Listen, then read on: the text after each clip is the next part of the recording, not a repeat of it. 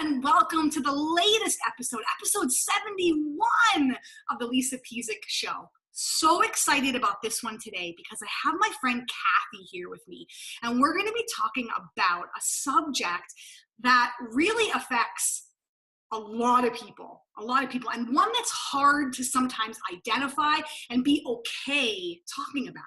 And with Kathy, let me introduce her to you so you know exactly what I'm talking about. So Kathy is a successful real estate agent, entrepreneur, life coach, and family recovery coach who, Kathy, I'm so excited that you're launching your new brand, Kathy Stone Freedom From. So freedom is what we're talking about from the addictions that you have in your life. So what am I talking about? Drugs, alcohol, food, nicotine, caffeine, other people, distractions, intimate relationships, depression. Some of those things that as a community and as a world we know are major issues. And in this podcast with Kathy, I want to bring some more awareness. I want to give you some how-to tips and really talk about what do we do when we struggle with this, because it's more common than you think, and it's something that I really think we need to address. Now, Kathy's going to tell us all about her own personal experience with this, but I got to tell you, she's come a long way. In her own words, she said she's able to get off depression meds. She was able to have better relationships, new hobbies, a new career. And I love this. Her favorite gift, her husband, Ed. Aw, I love it. So Kathy, you are in Maryland. You're originally from Ohio. You've been in Maryland for over 30 years, married to Ed, and you enjoy moving, tennis, yoga, bar, your real estate, personal development. It's helped you become the woman that you are. But let's talk about where you came from and the stuff that you dealt with, because it says here, alcohol, drugs, eating disorders. I'm sure that led you to the work, this amazing freedom work that you're doing, the freedom from. Tell me a little bit about that. Well, I have had a lot of freedom in my life. I guess I started out, I came out of the birth canal with with cravings and issues with food. And by the time I was 6 years old, one of my first food memories was, walking into my parents' bedroom and swiping change off my dad's dresser to, buy sugar, and I bought some candy and I took them over to my first crush, Brian's house, and shared them with him. And, Brian was impressed, but, my dad wasn't. And, the worst part was I felt guilty for stealing, but the worst part was I wasn't allowed to see Brian again. Like, my dad thought it was Brian's fault that I was, stealing the money to buy sugar. So when I was 10, I'd go grocery shopping with my mom, and I would sneak away from her, and I would go to the chocolate chip aisle, and I'd open this big bag of chocolate chips. I'd stuff as many as I could in my mouth and pockets, and then I'd shove the open bag to the back of the shelf and then catch up with my mom. Sometimes I was still chewing. And then at Christmas, sugar was always more powerful than Santa. And I would spend the weeks up. My mom would lock up the Christmas cookies in the freezer in the garage. And I would spend the weeks leading up to Christmas searching for the keys, linen closets, dresser drawers, cupboards, and sometimes I would just sit out in the garage and try to figure out how I could open that freezer to get those cookies. And by the time I was 15, I was using cigarettes, drugs, and alcohol to control my weight. I had a fake ID, and we'd go down to Tim's bar at the University of Dayton, which, was a bar. And Ohio was a 3-2 state back then. So I was 15, and after a long night of drinking with my friends, we'd head next door to Milano's, which was a famous Dayton sub shop. I'd eat this foot-long cheesesteak sub.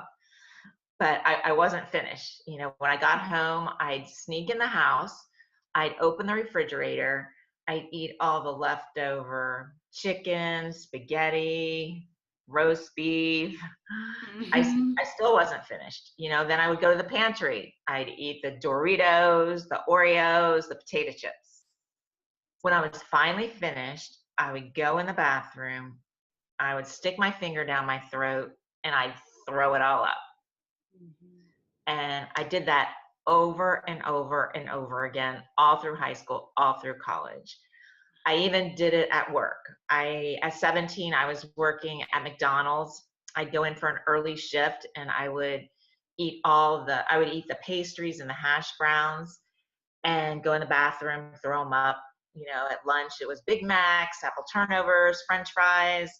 And I practically did this on every shift until one day the manager caught me in the drive-through with my mouth full of chocolate chip cookies when I was supposed to be serving a customer.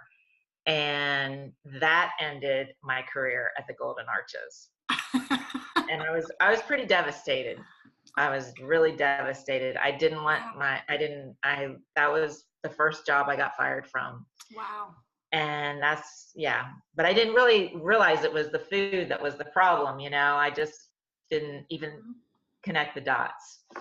So when I went to college, I joined a sorority because I wanted to have some structure to my social life. And I always felt like an outcast at dinner, always. We would sit at the table and there were these plates and they were like perfectly portioned out.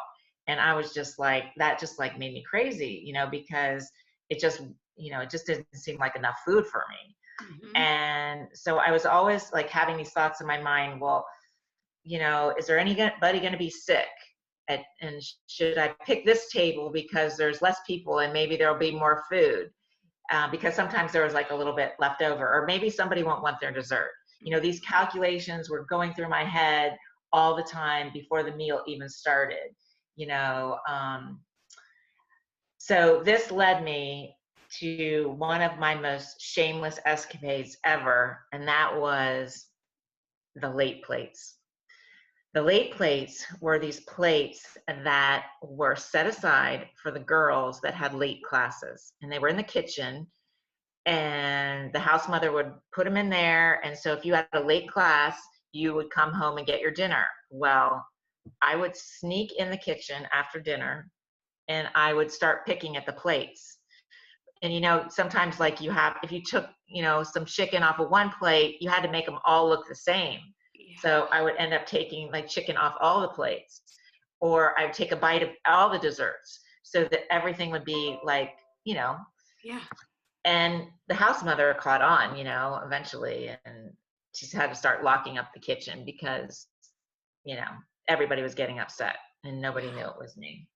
So those behaviors pretty much continued all through college. And then when I was 22, I realized I needed some help, and I was able to quit drinking, Mm-hmm. quit taking drugs.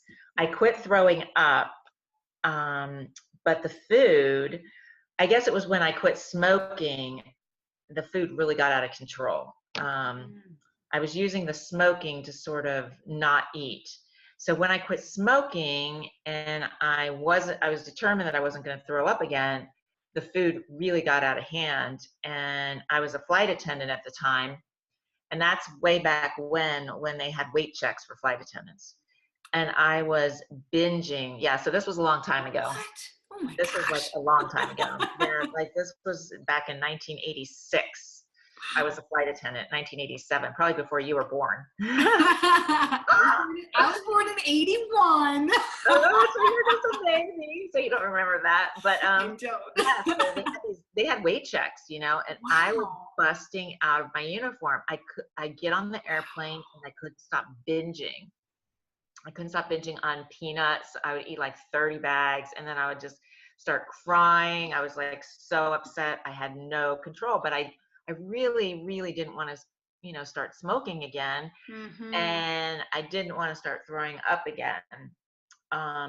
So I kind of went through this like sort of binge starve cycle. I met someone 30 years ago, like I guess it was in 1987, that told me I needed to quit eating sugar. And I was just like pissed, I was like, you've got to be kidding me. I just gave up alcohol and drugs, and now you're telling me I need to quit eating ice cream. I was like so upset. Mm-hmm. But I just thought I would try it for a little while because I was miserable, I was just miserable and I felt, horrible. I was at my highest weight and I just, I felt horrible. And so I just tried it. And basically I just started eating like 3 meals a day. I started eliminating sugar, and I started feeling better. But once I lost all my weight, I thought, well, maybe I can start eating sugar again. So I started eating sugar, and before I knew it, I was back to binging, the binge starve cycle for years. And then one day in the late 90s, so and the food used to call to me, like, I'd go into work and somebody would bring in like some donuts and it'd be like, they were taunting me, like, Kathy, you want me. You know how good I'm going to taste, said the chocolate one. Kathy, don't deprive yourself, said the cream-filled one. It was like they were talking to me. It was just crazy. And before I knew it, I'd eaten 6 donuts. And then I'd get home from work, and if there was ice cream in the refrigerator, it was like, Kathy, I'm in here. You want a second bowl. Lisa, sometimes I get so pissed off at that ice cream, I'd throw it in the trash can. Yep. And then I'd hear, Kathy, I'm not melted yet. You can dig me out. And I would dig it out of the trash can and eat it. It was just crazy. So I knew I had a problem, but I thought I could control it on my own until one day, like in the late 90s, I was working as a flight attendant. This is right before I left. I just found out this guy that I was like obsessed with was getting married to another woman. And I was so upset. So I'm in Charlotte, North Carolina, walking through Terminal B, and I stop at the Candy Kitchen and I get, this chocolate almond bark, and I get this big bag of popcorn, and I get on my flight to LA. And I immediately go to the back galley to see what they're serving for dinner. And there's this guy in 12C that like asked me for a pillow. And I was like pissed off. I was like, dude, don't you know I am looking to count the desserts? I was so irritated that he even had the right to ask me for a pillow. I mean, it was just like, and I started, it was there, flying 34,000 feet, on my way to LA over Kansas, that I realized, I'm not, if this plane goes down, I'm not going to be able to save any of these passengers. But the biggest revelation I had was that I wasn't going to be able to save myself, and I needed help. And it was a short time after that I went to the exact right place to get the exact help I needed to be free once and for all.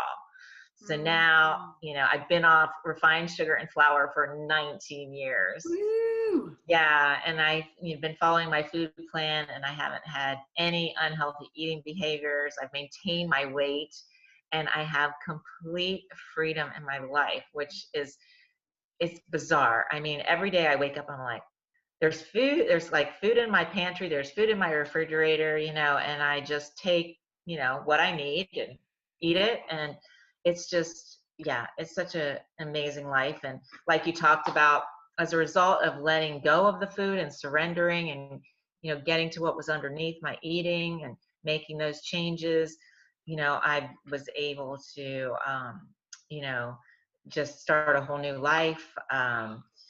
I got a new career. I got married for the first time. I've only been married 10 years, but I was able to really learn how to have relationships. I never had a successful relationship until, I got married at 45, and we're so happy now. I got, new hobbies, new interests, better relationships with my friends. I'm starting this coaching. I've been able to help so many people, and just, so many things have opened up, and I'm still growing. And so it's been amazing journey, and I just appreciate the opportunity to be here and share it with you. Oh my gosh, Kathy, where do I even begin? Okay, so first I want to say a huge thank you for sharing just such real and raw and true things that happened in your life. You know, like from an outsider looking in, you're like, that chick is crazy. Like the food is talking to her and she's, stealing money and getting upset at this and doing all these crazy things. And that's reality. That's life. Like a lot of the feelings, the anger and the guilt, and you were searching for something and you feel like that food was more powerful than you were, or whatever that addiction is, the smoking or the drugs or the bulimia or whatever it was that you struggled with, you felt like that thing was the more powerful force than you. Mm-hmm. And I think that those are really real emotions that people feel. So first, I just want to say thank you for sharing that, because I don't think a lot of people have the balls that you do to be able to like say that as bluntly and honestly as you said it. That means you're the real deal. And I want to honor you for that. Number two, I love that you had that realization about you couldn't save other people, but you had to save yourself first. Mm-hmm. And I think a lot of times when I, in the health and fitness industry, when I talk to people and I say, what's your why? Or we always talk about that. What's your why? What's your reason for change? Everybody always says, oh, it's my kids or it's my husband. It's like people are afraid to say it's me. Like, I want this for me. Mm-hmm. And I think that was the realization for you, that you realized, like you said, you hadn't had a healthy relationship in multiple areas of your life. So, and you knew that you needed to get help, right? Mm-hmm. So Yes. what was it that made you realize that you needed to get help, that this was bigger than you? Was it the emotional roller coaster that you'd been on since you were 6, as you described, like 6 and 10 and a teenager? And that was it, honestly, that like that plane was going down and you were like, this is it, this is like D-Day, this is the moment? Or like, what was it that you were like, I can't keep doing this myself and failing? Mm-hmm. Yeah. Or, I was just so mad at myself. I just was so pissed off at myself and just hated myself. And I was fed up. I'm like, and I knew I had some people that I had known over the years that had, done what I've done with food, and I just kind of had them in the back of my mind. And so I knew where I needed to go to get help.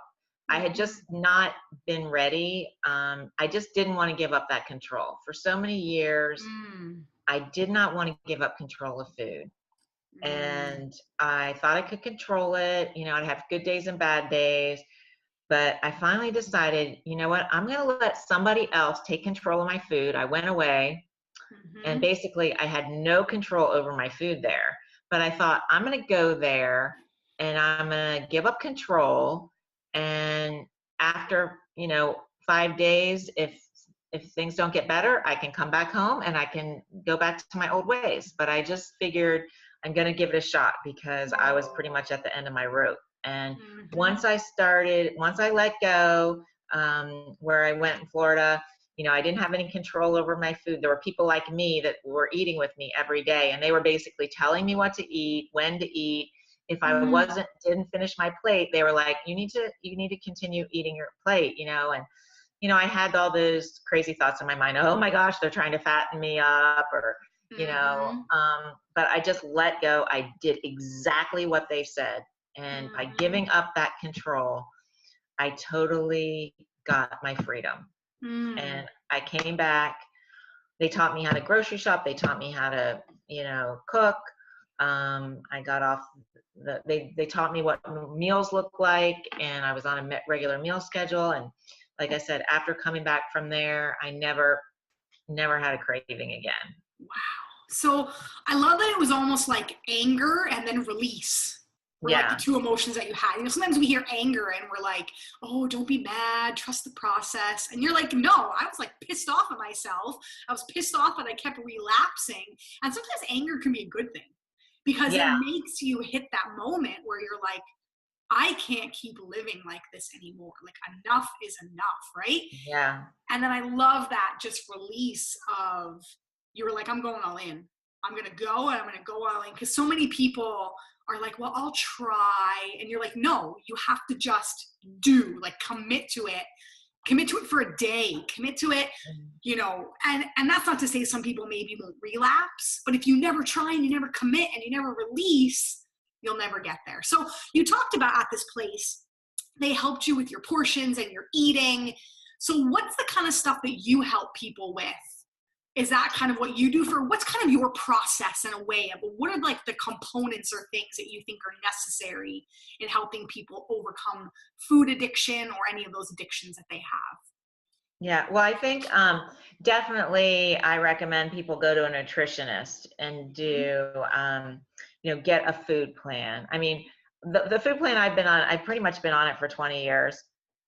And it's, there's been a few adjustments, but for the most part, I love it. It works great. I never feel deprived. I travel. I eat out at restaurants. Like I said, I haven't gained weight.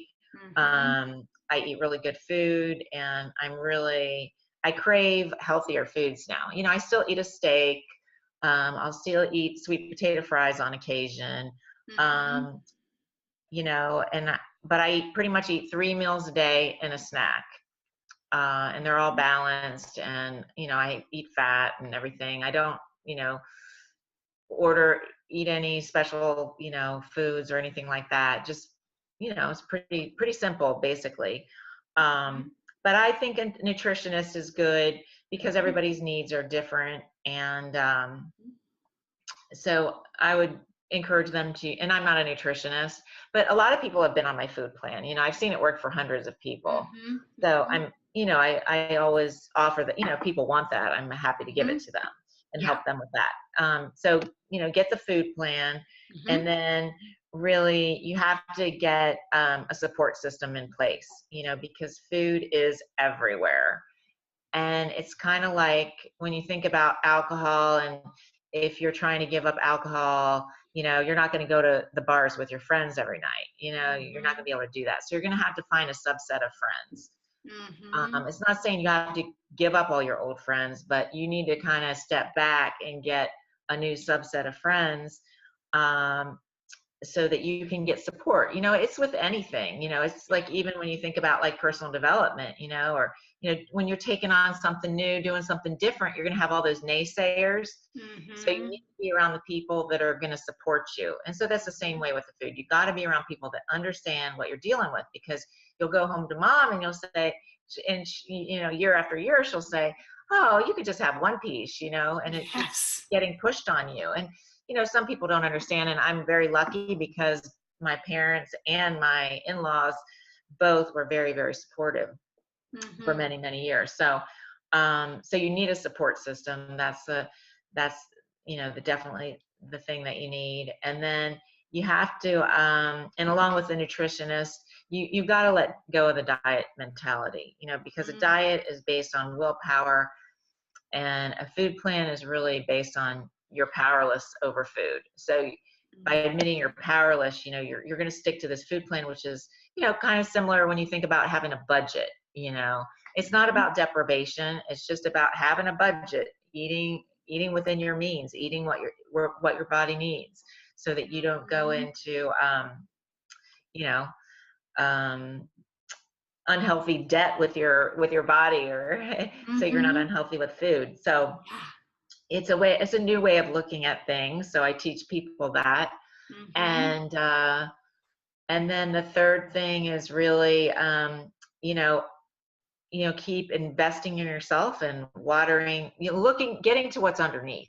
I mean, that's key. Like for me, the big things that were underneath my food addiction were, I needed to leave my job as a flight attendant. I was really stuck in that job, but I was afraid to leave. Like, it was like the security, and I had all this fear of the unknown, but yet I didn't like it. It was not fulfilling. I had to travel. I had to be around food. I was just didn't like it. But yet I wasn't honoring my what I wanted because I was too afraid. So I wasn't in alignment with what I wanted, and I was eating over that. So I was like on this cycle. I remember going to my therapist for like years, and I felt like I was like a broken record. I got to quit that job. I got to quit that job, and then the next week I can come in. Oh, the job's okay. The job's okay. And then the next week, oh, I got to quit that job. I got to quit. It was like this roller Yes. coaster. Yes. Yeah. That's So I don't know if huge. anybody, can relate to that, but that was one thing that was keeping me stuck. Yeah. Um, the Yeah. other thing was relationships. I had really dysfunctional relationships with men, and I really used the food to sort of, um, when I got, I guess I used my body to sort of get attention from men. So I was Mhm. brought up, I always thought, well, if I'm skinny and pretty, I'll have attention from men, I'll have guys, and then I'll be happy. It's kind of a cultural thing, that Mhm. the culture tells us. And Yep. so, I attracted guys like the wrong way, and I wasn't really getting my needs met. And then, um, and then I would not eat when I broke up with somebody, and would have these fantasy relationships. It was really kind of crazy. So a lot of my food addiction was like really growing up. A lot of it Mhm. was to keep me like a child and to keep me Mhm. emotionally dependent. And a part of Mm. my recovery was like really growing up and being a woman, and Mm. taking responsibility for my own life and not expecting somebody to take care of me financially, emotionally. Um, Mhm. and that was a lot of what was underneath it, my eating and not eating, because I went both ways. I've been pretty much everything on the food scale. I've been compulsive overeater, I've been overweight, I've been underweight, I've been pretty much everything. Now I'm normal weight, and I've been like this for 20 years. So Yeah. I love how you talk about taking responsibility. Like that's huge, right? And it goes back to even that story on the plane where you're like, no one's going to save me. I can't save anyone, but I got to save myself first. And I love your steps or the things that people should be looking at. So go to a nutritionist, get a proper food plan for you. And with that nutritionist, you can talk about your likes, your dislikes. You can get that sucker tailored to you. So as you said, you don't feel deprived. You don't feel like you're giving up everything you love. You don't feel like maybe you're making these huge, drastic, all or none diet mentality, starvation, can't have this food's bad, that food's bad. But you just get a better relationship with food. Support mhm, system is huge, as you talked about. Investing in yourself and bringing out what's underneath. I think that's a piece that nobody wants to address. Right in mhm, ourselves, it's so hard to get to the root of why we do what we do and those past stories and things. But I love that you said you went to your therapist and you talked about mhm, it and you again knew you needed help to be able to address that underlying reason why you were making the choices that we were making, because we all have a reason why we do what we do, right? mhm, And giving mhm, yourself a little bit of self love there and some grace at saying, I'm doing this, I don't like it, I want to change it, let me go talk about it with someone, bring mhm, it to the surface, and that will help me make better changes. I love how you said, like, diet is based on willpower, which mhm. everybody will fail when we're given Right. that option. And so many times when we talk about emotional eating, it's like, wow, take all the food out of the house that you know that you eat, and we're given kind of these surface level band-aids almost, right? Mhm, Which, not that they're bad, that's good advice, but I love that you're like, you got to get to the root. You talked about getting underneath. You were living in fear, fear from leaving that security of that job.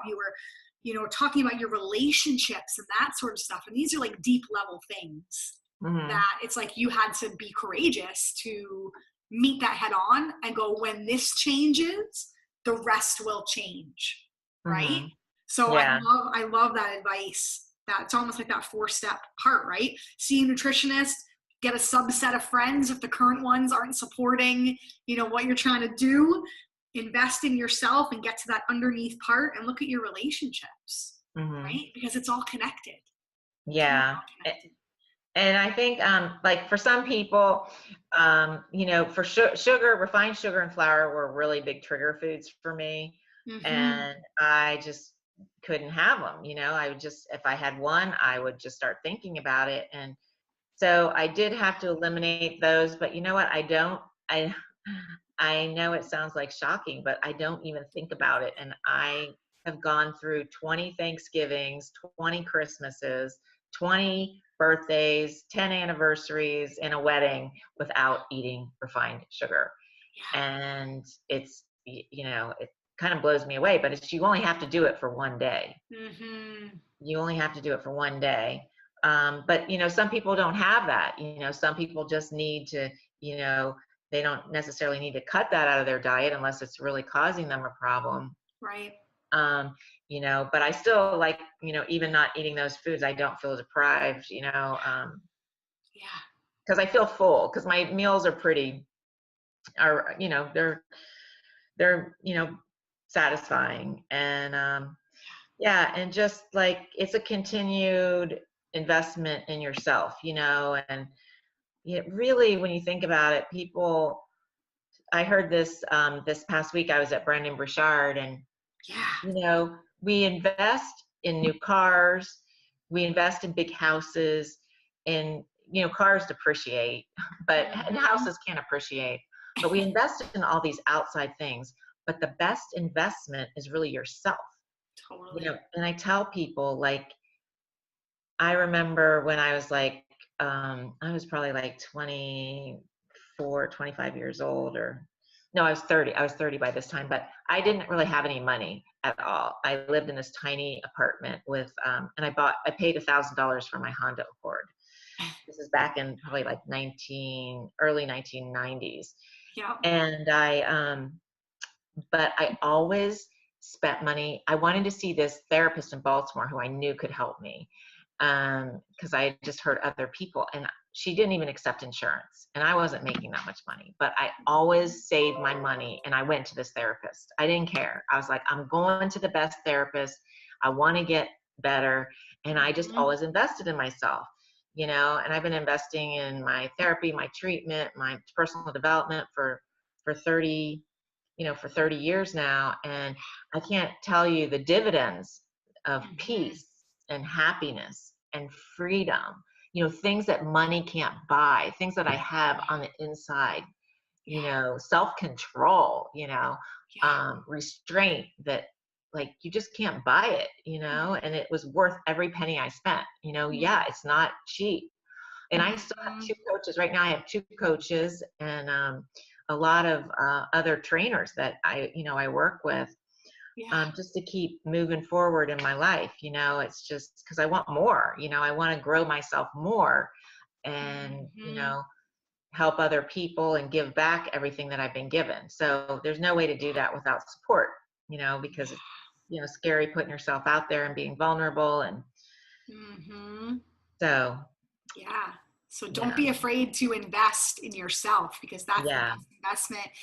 And I agree. I have coaches as well. I'll always have a coach. I know, Kathy, we're in the same mastermind right now, which is how we met, right? It's like yeah, that coach or that therapist or that person is accountability, is perspective, is what everybody needs. Everybody needs a someone, right? And right. as women, if we can think about who we give to: children, spouses, clients, if you're a business owner, your boss if you work a 9 to 5, we give, but then you got to have that flip side of the people that help you, right? Hmm. You got to get that Yeah, back. So, yeah. I love that. And one thing I love, just to back up for a second, I wrote down come in with an open mind, because that's kind of what Mhm. was popping up for me when, like you said, I remember back in your story in the beginning when you were saying give up sugar, and you were like pissed. You were like, I am not giving up. Like, are you crazy? You wanted to punch that person probably and be like, I am not giving up. The ice cream was talking to you. Yeah, I was like, oh my God, I can't imagine my life without ice cream. And you hear people say that. They're like, I could never go without bread. I could never go without pasta. I could never. But you're right. It's like, just try it, because you'd be amazed at the